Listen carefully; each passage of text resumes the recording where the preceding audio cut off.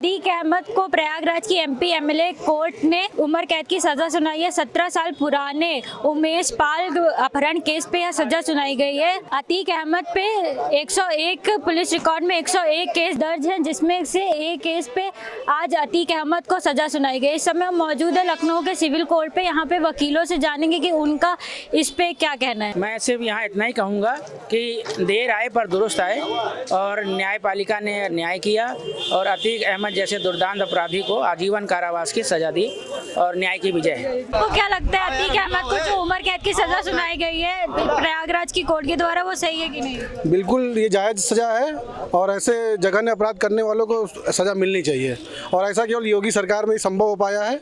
अभी तक इतने सालों से मुकदमे चल रहे हैं, लेकिन पहली बार अतीक अहमद को किसी केस में सज़ा मिली है और 1 लाख रुपए का जो जुर्माना किया गया है, मेरी समझ से इससे ज़्यादा होना चाहिए था कि जो परिजनों को मिलता 1 लाख रुपए की जुर्माने की राशि जो है वो कम है, पर आजीवन कारावास की सज़ा बिल्कुल सही है।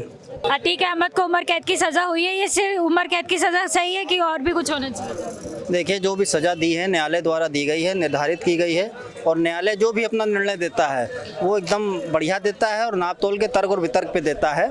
और क्योंकि हम लोग न्यायालय के सब अधिकारी हैं तो हम लोग न्यायालय के फेवर में ही हैं और जो सज़ा दी गई है वो एकदम उचित है। सर, ये जो आज अतीक अहमद को उम्र कैद की सजा सुनाई गई, इस पे आपका क्या कहना है? न्यायालय की ये लगातार चल रही प्रक्रिया है। अपहरणकर्ताओं, बलात्कारियों, हत्या करने वाले लोगों की न्यायालय सज़ा करने का काम करती है। ये काम न्यायालय का है, लेकिन भारतीय जनता पार्टी ऐसा दिखा रही है जैसे न्यायालय का काम उसके आदेश पर हुआ है।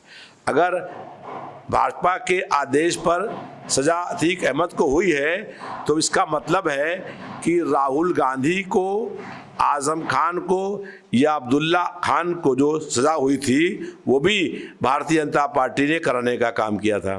तो भारतीय जनता पार्टी से लगातार हम लोग ये पूछ रहे हैं कि उत्तर प्रदेश के जो टॉप 10 बड़े अपराधी हैं उनके नाम बताए जाएं। उत्तर प्रदेश में जिन लोगों के ऊपर 50 से अधिक मुकदमे हैं उनकी भाजपा की सरकार सूची जारी करे और जो अपराधी हैं उन अपराधियों को का नाम बताए तो मालूम हो जाएगा कौन बड़े प्रदेश के अपराधी हैं। अगर भारतीय जनता पार्टी की सरकार 20 अपराधियों का नाम जारी करेगी तो उसमें 17 अपराधी भारतीय जनता पार्टी के समर्थक या नेता हैं। तो भारतीय जनता पार्टी जो है वो जनता को गुमराह करने का काम कर रही है। आपको ऐसा नहीं लगता कहीं ना कहीं 17 साल के बाद इस केस के ऊपर फैसला हुआ है? अब जब उमेश पाल के अपहरण का जो मुकदमा की सजा तब हुई जब उमेश पाल की हत्या हो गई और उमेश पाल की हत्या हुई, उसके साथ साथ 2 गनर जिनके हाथ में स्टेन गन थी उनकी हत्या हो गई। तो भारतीय जनता पार्टी की सरकार की कोई हनक नहीं है। जब गनर अपनी सुरक्षा नहीं कर पा रहे हैं, जब गनर की हत्या हो जा रही है तो आम आदमी कहाँ सुरक्षित है। और जो उमेश पाल के अपहरण का सजा हुई 17 साल बाद जब उमेश पाल की हत्या हो गई और उमेश पाल की हत्या के अपराधी अभी तक पुलिस पकड़ नहीं पाई है कि अपराधी कौन थे जिन्होंने हत्या करने का काम किया है। कहीं ना कहीं ऐसे है कि सरकार पीछे से सपोर्ट कर रही है अतीक अहमद को। 17 साल बाद इसका फैसला हुआ है। भारतीय जनता पार्टी की सरकार ने 17 साल की सजा होने के बाद जब उमेश पाल की हत्या हो गई तब उमेश पाल के अपहरण का सजा हो रही है। इसका क्या मतलब है कि भारतीय जनता पार्टी जो है वो अपराधियों को बचाने का काम कर रही है। उमेश पाल की हत्या में जो लोग थे उन्हें अभी तक पुलिस क्यों नहीं गिरफ्तार कर पाई, और जब गनर हाथ में गन लिए हुआ है उसकी हत्या हो रही है, इसका मतलब है कि प्रदेश सरकार के उसमें प्रदेश में कोई भी सुरक्षित नहीं है। और जो उमेश पाल के हत्यारे हैं और जो गनर के हत्यारे हैं वो प्रदेश सरकार की मंत्रियों की गाड़ी में घूम रहे हैं। एक डिप्टी सीएम की गाड़ी की तलाशी ली जाए तो उसी गाड़ी में वो अपराधी मिल जाएंगे। आपको ऐसा नहीं लगता है बीजेपी सरकार बड़े बड़े दावे कर रही थी गुंडा सरकार मुक्त कर देंगे, माफियाओं को मट्टी में मिला देंगे, दिन दिहाड़े गोली चलती है, बम चलते हैं, कहीं ना कहीं आपको ये नहीं लगता ये सरकार नाकाम हुई है? सरकार पूर्ण रूप से नाकाम है, अपराधों को रोक पाने में नाकाम है, अपराधियों को पकड़ पाने में नाकाम है।